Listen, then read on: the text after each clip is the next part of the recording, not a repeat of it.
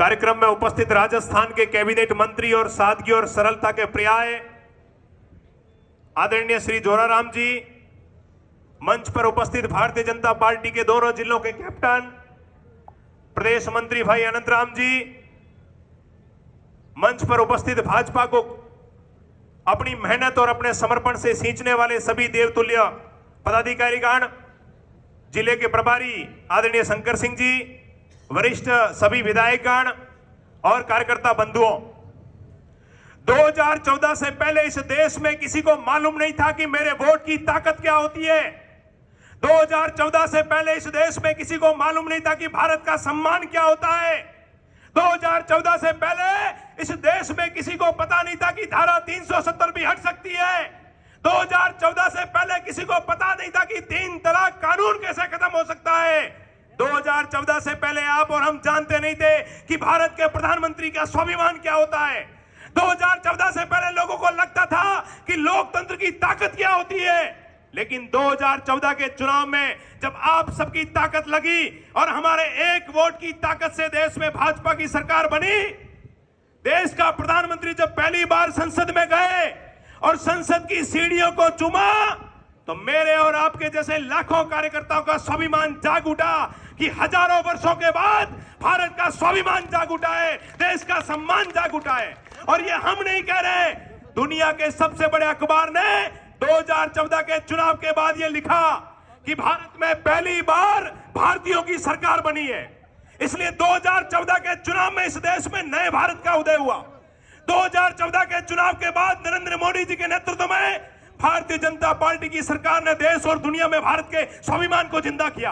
2014 के चुनाव में आपके और हमारे दिए हुए वोट ने भारत माता के सम्मान को जिंदा किया।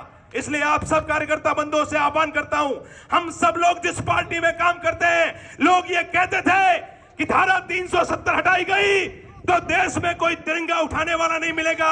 अरे तुम देशद्रोहियों की छाती पर पैर रख करके धारा 370 हटा दी, तुम्हारी औकात नहीं है कि तुम भारत की खिलाफत कर सको। लोग ये कहते थे कि इस देश में 2 विधान और 2 संविधान चलेंगे, लेकिन भारतीय जनता पार्टी एकमात्र विश्व की पार्टी, जिस समय जनसंघ की स्थापना हुई, आपको और हमको सबको ध्यान होना चाहिए, देश में जनसंघ की स्थापना में घोषणा पत्र का पहला बिंदु था कि भारत के अंदर 2 विधान और 2 संविधान नहीं चलेंगे। और दुनिया की पहली ऐसी पार्टी जिसने अपने संघर्ष से, अपने कार्यकर्ताओं की मेहनत से, अपने कार्यकर्ताओं के समर्पण से, जब नरेंद्र मोदी जी की सरकार बनी तो वो 2 संविधान और 2 धारा इस देश में नहीं चल सकती, इस कानून को खत्म करने का काम किया तो आपके वोट की ताकत ने किया। जो लोग कांग्रेस के लिए बात करते हैं, मैं आप सब लोगों कार्यकर्ताओं से कहता हूं, कांग्रेस के उन लोगों को कल चौराहे पर खड़ा करिए, उनके कॉलर पकड़ करके पूछिए कि कौन वो लोग थे जिन्होंने सुप्रीम कोर्ट में हलफनामा दिया था कि भगवान श्री राम काल्पनिक है।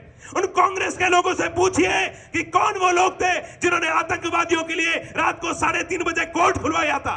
कांग्रेस के उन लोगों से पूछिए कि वो कौन लोग थे जिन्होंने जेएनयू विश्वविद्यालय के अंदर भारत तेरे टुकड़े होंगे इंशाअल्लाह इंशाअल्लाह के नारे लगाए थे।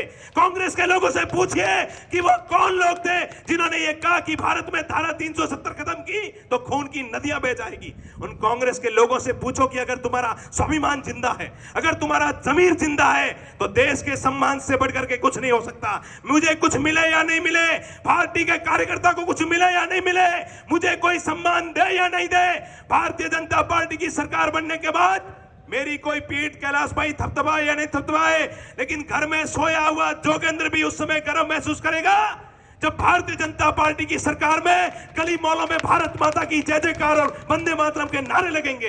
देश का स्वाभिमान जिंदा रहना चाहिए, देश का सम्मान जिंदा रहना चाहिए, भारत माता की जय जयकार जिंदा रहनी चाहिए। इसलिए मैं सब कार्यकर्ता बंधुओं से निवेदन करता हूं, कल बीकानेर में मुख्यमंत्री जी की सभा थी, वहां मुख्यमंत्री जी उपस्थित थे।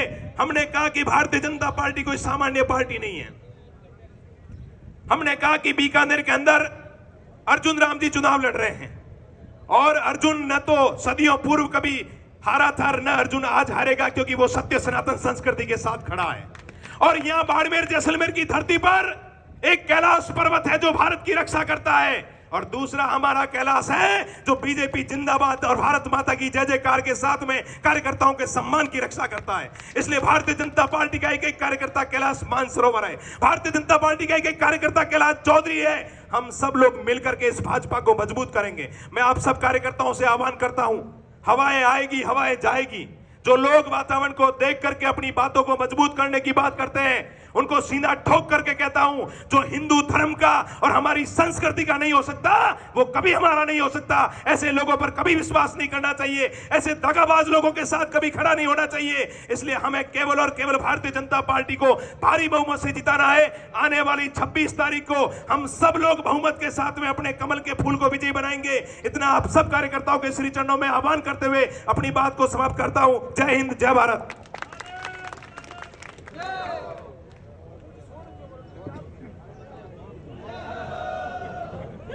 बहुत बहुत धन्यवाद भाई जोगिंदर जी सिल्लोर साहब।